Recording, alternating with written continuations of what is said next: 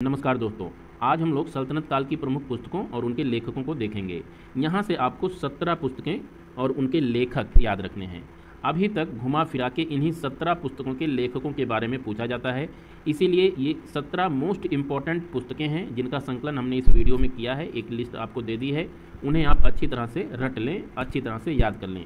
इसके बाद एक वीडियो मुगल काल से संबंधित पुस्तकों के बारे में बना देंगे, तो बस आपको यही 2 वीडियो देखना है और उसके बाद मध्यकालीन भारत की कोई भी पुस्तक आएगी, आपका गलत नहीं होगा। तो चलिए शुरू करते हैं। सबसे पहले बात करते हैं ताजुल मासिर की। तो ताजुल मासिर के रचनाकार थे हसन निजामी। यहाँ पे मैंने स्टार लगा दिया है जिन जिन पुस्तकों के बारे में पूछा गया है अभी तक। यूपीपीएससी हो, यूपीपीसीएस, बिहार पीएससी या कोई भी हो, कोई भी पीएससी स्टेट हो, सभी में इन्हीं 17 बुकों के बारे में पूछा गया है ना। तो ताजुल मासिर के अगर रचनाकार की बात करें तो इसके रचनाकार हसन निजामी हैं। और एक चीज़ और ध्यान रखिएगा ताजुल मासिर के बारे में कि ये दिल्ली सल्तनत के बारे में पहली आधिकारिक इतिहास पुस्तक है। और इस पुस्तक में जो घटनाक्रमों की शुरुआत होती है तो तराइन के दूसरे युद्ध से इस पुस्तक का वर्णन शुरू होता है। तराइन का जो दूसरा युद्ध हुआ था 1192 में, इस घटना को कवर करते हुए इस पुस्तक की शुरुआत होती है। यही पहली घटना है जिसके बारे में इस पुस्तक में बताना शुरू किया जाता है हसन निजामी के जरिए। तो ये आप ताजुल मासिर के बारे में याद रखिएगा। इसके बाद किताबुल हिंद और तारीख़ हिंद, ये 2 नाम हैं लेकिन पुस्तक एक ही है। ये पुस्तक जो है अल बरूनी की है। तो अल बरूनी से संबंधित इन 2 पुस्तकों का नाम याद रखिएगा, तारीख़ हिंद और किताबुल हिंद। मूलतः ये दोनों एक ही पुस्तक है, लेकिन किन्हीं किन्हीं जगहों पर नाम इस पुस्तक के अलग अलग मिलते हैं। तो आप तारीख़ हिंद और किताबुल हिंद, ये 2 पुस्तक याद रखिएगा, अल बरूनी से संबंधित है। और यहीं पर ध्यान रखिएगा कि अल बरूनी का जो रियल नाम था वो अबू रेहान था। इसके बाद बात करते हैं तारीख़ दिल्ली की। तारीख़ दिल्ली अमीर खुसरो की रचना है। अमीर खुसरो की कुल मिला के आपको 7 रचनाओं के बारे में पता होना चाहिए। यहाँ पर हम 17 बुक्स के बारे में पढ़ रहे हैं। इस 17 में से आप देख रहे हैं 7 जो रचनाएं हैं वो सीधे सीधे अमीर खुसरो की रचनाएं हैं जिनके बारे में पूछा जाता है। तो इन 7 रचनाओं में से पहली रचना तारीख़ दिल्ली के बारे में अभी आप याद रखिए। बाकी की जो 6 रचनाएँ हैं उसे अभी हम नीचे डिस्कस करेंगे। इसके बाद तारीख़ दिल्ली जो कि अमीर खुसरो की रचना है। इसके बाद रिहला, ये पुस्तक इब्न बतूता की रचना है। और इब्न बतूता मोहम्मद बिन तुगलक के समय में भारत आए थे। ये मोरक्को के निवासी थे। और रिहला जो पुस्तक है ये मूल रूप से यात्रा वृत्तांत है। इसमें इब्न बतूता ने अपनी यात्राओं का वर्णन किया है। इसके बाद तुगलक नामा की बात करते हैं। तो तुगलक नामा जो ये पुस्तक है ये अमीर खुसरो की पुस्तक है। अमीर खुसरो की जो पहली पुस्तक हमने अभी बात की वो तारीख़ दिल्ली के बारे में बात किया। अब इनकी ये दूसरी पुस्तक है तुगलक नामा, और ये अमीर खुसरो की आखिरी ऐतिहासिक पुस्तक है। इन्होंने इतिहास के साथ साथ, इतिहास की पुस्तकों के साथ साथ बहुत सारी पुस्तकों की रचना की, जिसमें पहेलियों की रचना इन्होंने की, मुकरियों की रचना इन्होंने की, बहुत सारी चीज़ों की रचना की। और भी पुस्तकें हैं इनकी, लेकिन जो इतिहास की आखिरी इनकी पुस्तक थी वो तुगलक नामा थी। तो ये आप ध्यान रखिएगा। थोड़ी बहुत बातें अमीर खुसरो के बारे में कर लेते हैं। तो इनका जन्म कासगंज यानी जो यूपी में अवस्थित है वहाँ के एक गाँव पटियाली में हुआ था। यहाँ पर ध्यान दीजिएगा, ये क्वेश्चन कई बार पूछा है कि अमीर खुसरो का जन्म स्थान कौन सा स्थान है, तो वो पटियाली है, पटियाला नहीं है, ये ध्यान रखिएगा। पटियाला और पटियाली में अंतर है। पटियाली आपका उत्तर प्रदेश के कासगंज में अवस्थित है, वहीं पर इनका जन्म हुआ था अमीर खुसरो का। अमीर खुसरो का जो ओरिजिनल नाम था अबू हसन था। और ये पहले मुस्लिम थे जिन्होंने अपने आप को ये स्वीकारा था कि हाँ मैं भारतीय हूँ। इन्हें तबले और सितार के आविष्कारक के रूप में जाना जाता है।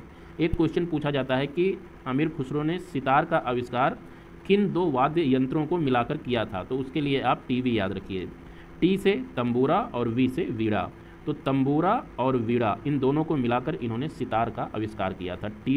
टी से तंबूरा, वी से वीणा, इसे मिलाकर सितार का आविष्कार किया था। तो आप ये याद रखिएगा टीवीएस नाम की एक बाइक भी आती है, तो वहाँ से टीवीएस करके आप इसे याद रखिए कि सितार का जो आविष्कार था किन 2 वाद्य यंत्रों को मिलाकर किया गया था। अमीर खुसरो के बारे में एक बात और जानिए कि इनके जो गुरु थे निजामुद्दीन औलिया थे, और इन दोनों व्यक्तियों ने 7 सुल्तानों का शासनकाल देखा था। ये फैक्ट भी पूछता है कि कौन सा व्यक्ति था जिसने 7 सुल्तानों का शासनकाल देखा था। तो ऐसे 2 व्यक्ति थे दिल्ली सल्तनत में, एक अमीर खुसरो और दूसरे निजामुद्दीन औलिया। इसके बाद बात कर लेते हैं, जो अमीर खुसरो थे ये अलाउद्दीन खिलजी के कोर्ट में हिस्टोरियन थे। ये आपको ध्यान रखना है, इतिहासकार थे अलाउद्दीन खिलजी के कोर्ट में अमीर खुसरो। अलाउद्दीन खिलजी यानी एके, और अमीर खुसरो का नाम भी है एके। तो एके और एके से आप रिलेट करके रखिएगा। अलाउद्दीन खिलजी और अमीर खुसरो, इन दोनों को आप इस तरह से रिलेट करके रखिएगा। अब देखिए यहीं पर अमीर खुसरो की कुछ किताबों के नाम और देख लेते हैं। इनकी 3 किताबों का नाम और आप देख लीजिए। 4 किताबों के बारे में हम लोग बात कर चुके हैं। मिफ्ताह उल फतूह एक पुस्तक है और उसके बाद खजाइन उल फतूह ये दूसरी पुस्तक है, और इसी खजाइन उल फतूह को तारीख़ अलाई के नाम से भी जाना जाता है। तो ये कुल मिला के 7 पुस्तकें हो गई जो आपको याद रखना है अमीर खुसरो से संबंधित। इसके साथ ही साथ अमीर खुसरो की अभी और पुस्तकें हैं, ये 7 नहीं, हमने 5 पुस्तकों के बारे में बात किया दोस्तों। अभी तक 2 पुस्तकें अभी और नीचे हैं, चलिए पहले उसे ही बात कर लेते हैं। तो ये दोनों पुस्तकें जो आप देख रहे हैं, एक इस्किया एक नूह सिफर, इन 2 पुस्तकों के रचनाकार भी अमीर खुसरो ही हैं। तो इस तरह से कुल ये 7 पुस्तक हैं जो अमीर खुसरो से संबंधित है, इन्हें आप याद रखिएगा।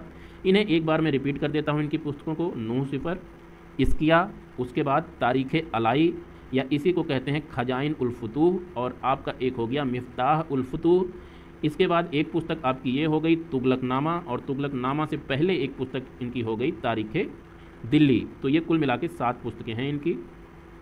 फिर हम अपने अगले पुस्तक पे बात करते हैं। हमारी अगली पुस्तक है तारीख़ फ़िरोज़ शाही। तारीख़ फ़िरोज़ शाही दोस्तों 2 व्यक्तियों की रचना है, इस नाम की 2 पुस्तक है और दोनों ही पूछा जाता है, तो आप ध्यान रखिएगा। एक के रचनाकार हैं शमसे सिराज अफ़ीफ़ और दूसरी पुस्तक के रचनाकार हैं जियाउद्दीन बरनी। तो ये 2 व्यक्ति हैं, दोनों व्यक्तियों ने 2 बुक लिखी है तारीख़ फ़िरोज़ शाही नाम से। एक बुक शमसे सिराज अफ़ीफ़ की है और दूसरी बुक है जियाउद्दीन बरनी की। जियाउद्दीन बरनी की एक दूसरी बुक है फ़तवाए जहाँदारी। तो आपको ये फ़तवाए जहाँदारी और तारीख़ फ़िरोज़ शाही ये 2 बुक हैं जियाउद्दीन बरनी की, याद रखनी है। जियाउद्दीन बरनी तुगलक राजवंश में थे, मोहम्मद बिन तुगलक और फ़िरोज़ शाह तुगलक के समय में जियाउद्दीन बरनी अपना लेखन कार्य कर रहे थे, और इनकी 2 किताबों का नाम आप याद रखिएगा, तारीख़ फ़िरोज़ शाही और फ़तवाए जहाँदारी। इसके बाद बात कर लेते हैं दोस्तों तबाक़त नसीरी की। ये बहुत ही इंपॉर्टेंट पुस्तक है तबाक़त नसीरी। इस पुस्तक के रचनाकार हैं मिनहाज सिराज जुजैनी। मिनहाज सिराज जुजैनी तबाक़त नसीरी के रचनाकार हैं। यहाँ पे ध्यान दीजिएगा, जो तबाक़त नसीरी पुस्तक है ये सुल्तान नसीरुद्दीन महमूद जो कि गुलाम वंश के शासक थे, इनको समर्पित है। तो यहाँ से आप ध्यान रखिए, नसीरुद्दीन महमूद यानी नसीरुद्दीन महमूद एक बॉलीवुड के एक्टर हैं, और जुजैनी में देखो जानी शब्द आ रहा है, जानी JANI जानी। जानी शब्द का यूज भी बॉलीवुड के एक अभिनेता थे राजकुमार, वो बहुत बार इस शब्द का यूज करते थे, जानी जानी जानी करके। तो आप यहाँ से इस पुस्तक को रिलेट करिए, 2 बॉलीवुड के हीरोज़ को रिलेट कर लीजिए। नसीरी से हो गया नसीरुद्दीन और जानी से हो गया राजकुमार। तो इस तरह से आप इन्हें रिलेट करके इस पुस्तक के राइटर को याद कर सकते हैं, अपना भी कोई आप कोड बना सकते हैं, उसकी कोई दिक्कत नहीं है। अब देखिए, जो ये तबाक़त नसीरी है ये क्यों इम्पोर्टेंट पुस्तक है, क्योंकि इसी में नालंदा विश्वविद्यालय के ध्वंस की कहानी बताई गई है। नालंदा ध्वंस के बारे में इसी पुस्तक में जानकारी मिलती है। बख्तियार खिलजी ने 1193 बंगाल और नालंदा पर आक्रमण किया था, उसकी पूरी की पूरी जानकारी इस बुक में मिलती है तबाक़त नसीरी में, जिसके रचनाकार आप लोगों को पता है, इसके रचनाकार हैं मिनहाज सिराज जुजैनी। तो इस पुस्तक के बारे में याद रखना है, और इसे इंग्लिश में ट्रांसलेट किया गया था रेवर्टी के द्वारा, तो रेवर्टी का नाम याद रखना है। इसके बाद देखिए, बात कर लेते हैं, हमारी 3 किताबें और बची हैं। पहली किताब है किताब नौ रस्म। ये ऐसी पहली किताब है जिसे किसी सुल्तान के द्वारा लिखी गई है। दिल्ली सल्तनत की अगर बात करें तो इसमें 2 किताबें आपको याद रखनी है जो सुल्तानों के जरिए लिखी गई थी। तो उनमें से पहली किताब ये है किताब नौ रस्म। इसे बीजापुर के सुल्तान इब्राहिम आदिल शाह सेकंड के द्वारा लिखा गया था, और ये दक्षिणी उर्दू शैली में लिखी गई है।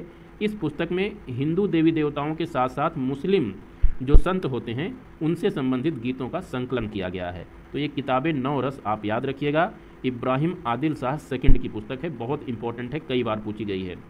इसके बाद फुतुहात फ़िरोज़ शाही पुस्तक का नाम याद रखिएगा, ये दूसरी पुस्तक है जो किसी सुल्तान के जरिए लिखी गई है। ये सुल्तान थे फ़िरोज़ शाह तुगलक। फ़िरोज़ शाह तुगलक ने फुतुहात फ़िरोज़ शाही लिखा है। और हमारी आज की लास्ट की जो पुस्तक है, लास्ट की पुस्तक है तारीख़ मुबारक शाही। तारीख़ मुबारक शाही के रचनाकार हैं याहिया बिन अहमद सरहिंदी। ये आप ध्यान रखिएगा। इस पुस्तक से सैयद डायनेस्टी के बारे में बहुत अच्छी खासी जानकारी हमें मिलती है। तारीख़ मुबारक शाही पुस्तक से, जिसके रचनाकार हैं याहिया बिन अहमद सरहिंदी। तो ये कुल मिला के दोस्तों 17-18 पुस्तकें थीं। अगर आप इन 17-18 पुस्तकों के राइटर्स के नाम अच्छे से याद कर लेते हैं तो सल्तनत काल से संबंधित इससे बाहर और कोई पुस्तक आपसे नहीं पूछी जाएगी। इसके बाद अभी एक वीडियो और है जो कि मुग़ल काल से संबंधित है। मुग़ल काल की जितनी पुस्तकें हैं उनके बारे में उसमें बता दिया जाएगा। तो आपका एक टॉपिक तैयार हो जाएगा पुस्तकों से संबंधित, और इस टॉपिक से हर साल क्वेश्चन पूछा जाता है। मध्यकालीन की कोई ना कोई पुस्तक आपको पेपर में देखने को जरूर मिलेगी, ये गारंटी है। एक क्वेश्चन तो आपको मिलेगा ही मिलेगा, एक क्वेश्चन कि मध्यकालीन की पुस्तक का नाम दे देगा, उसे मिलान करने को कहेगा, या तो सीधे सीधे पुस्तक का नाम ही दे देगा कि फतवाए जहांदारी के रचनाकार कौन है। ये मैं बता चुका हूँ, आप कमेंट में बताइएगा कि फतवाए जहांदारी के रचनाकार कौन है। तो इस तरह के क्वेश्चन पूछे जा सकते हैं। अगली वीडियो में मुगल काल से संबंधित बुकों के बारे में बता देंगे। तब तक के लिए नमस्कार, और वीडियो अगर अच्छी लगती हो तो प्लीज़ लाइक, सब्सक्राइब और शेयर कर दें। नमस्कार।